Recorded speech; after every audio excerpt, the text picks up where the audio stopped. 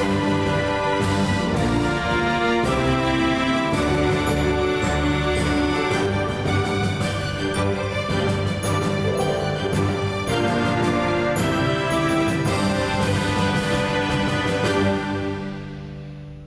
pemirsa, Assalamualaikum. Senang sekali rasanya saya Wahyu Juritonga kembali hadir dalam program Tokoh Kita. Dan di program Tokoh Kita kali ini, saya akan mengajak Anda untuk berdiskusi, berbincang-bincang, dan mengulik sekaligus mengulas bersama salah satu tokoh kita, yaitu Kepala Badan Meteorologi, Klimatologi, dan Geofisika, yaitu Ibu Dwi Korita Karnawati. Dan beliau saat ini sudah ada di sebelah saya. Assalamualaikum Ibu Rita, apa kabar? Alhamdulillah, waalaikumsalam warahmatullahi wabarakatuh. Kabar baik, Mas. Ini sibuk apa aja nih, Bu? Kita mungkin agar lebih enak kita cerita di depan, Bu, ya, sambil kita duduk bareng, biar ngobrol lebih santai ya, Bu, ya. Baik. Silakan, Ibu. Ya. Bu Rita, apa aja nih, Bu, kesibukannya sebagai Kepala Badan Meteorologi, Klimatologi, Geofisika, dan di luar itu apa saja sih, Bu? Ya, yang pertama, saya harus memastikan bahwa seluruh sistem ini berjalan. Oke. Ini kan kami tugas utamanya akan memberikan layanan informasi mengenai meteorologi, seperti yang terlihat di latar belakang ini. Tidak hanya meteorologi, tapi juga klimatologi. Jadi ada satu gedung lagi yang khusus mirip seperti ini, tapi untuk memonitor perkembangan iklim.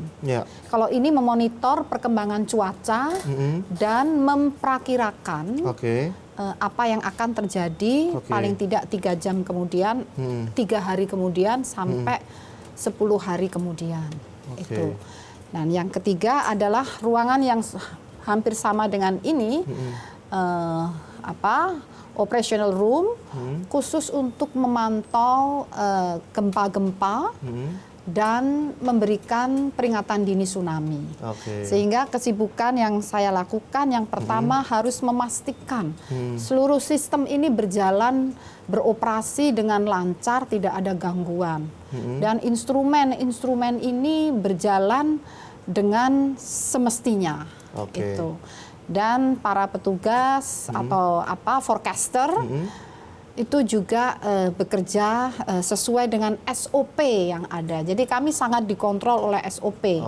Karena terkait dengan keselamatan itu harus patuh dengan SOP, sekaligus juga mengevaluasi.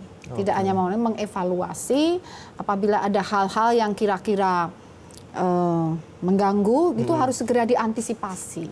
Nah, jadi kurang lebih kegiatannya seperti itu. Dan pastinya di program Tokoh Kita ini kita biasa mengulik sisi pribadi narasumber kita. Dan kali ini kita pengen tahu nih, Bu Rita selain sebagai seorang kepala BMKG juga sebagai ibu rumah tangga dan sudah punya cucu juga ya, Bu, ya? Nah, ini bagaimana nih, Bu, membagi waktunya sebagai kepala BMKG, sebagai ibu rumah tangga untuk bersama anak-anak dan juga bersama cucu?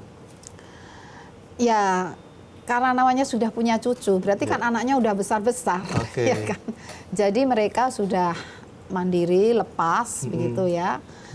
Ya, cucunya sudah ada yang dengan orang tuanya sendiri kan, sehingga terus terang kalau selama di BMKG ini saya malah lebih banyak pekerjaan yang ada di kantor. Ya, dan alhamdulillah kan anak-anak kan sudah mandiri, sehingga mulai dari pagi ya, katakan rata-rata jam 9 gitu ya, terus nanti kita pulang biasanya ya di atas jam 9, di atas jam 9, tergantung kalau ada hal-hal yang mendesak, kadang-kadang sampai masuk rumah tuh jam 2 malam, jam 1 malam gitu. Kalau ada gempa dan sebagainya, masuk rumah udah adzan subuh gitu ya. Nanti paginya berangkat lagi. Jadi selama ada di BMKG ini 1 tahun berapa ya? 1,5 tahun lebih. Belum ada 2 tahun sih. Nah, itu justru fokus harus dijaga benar-benar di sini. Karena mempengaruhi hayat hidup orang banyak. Gitu. Support keluarga di rumah seperti apa nih, Bu? Karena kan jam terbang kegiatan Ibu Rita sangat padat sekali. Seperti apa nih support dari keluarga? Supportnya adalah dengan memahami. Jadi sudah paham, misalnya Lebaran nih. semua Lebaran itu kan biasanya mudik gitu ya. Tapi saya tidak mudik, malah keluarga saya yang datang. Kan keluarga saya kan tidak di Jakarta, di Jogja. Jadi keluarga datang liburan itu datang ke Jakarta. Saya tidak mudik. Tetapi begitu mereka datang ada gempa gitu. Ya udah yang didatengin langsung pergi aja ngabur gitu ya. Nggak balik. Terus jadi mereka juga udah maklum kalau udah ada gempa itu pasti nggak akan deh ketemu lagi gitu. Maksudnya karena sibuk, kalau memang saya udah pulang semuanya udah tidur.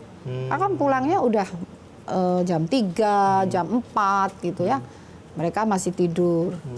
Nanti kalau mereka bangun, saya baru tidur, mereka nggak berani membangunkan gitu ya. Terus saya bangun udah nggak ada mereka.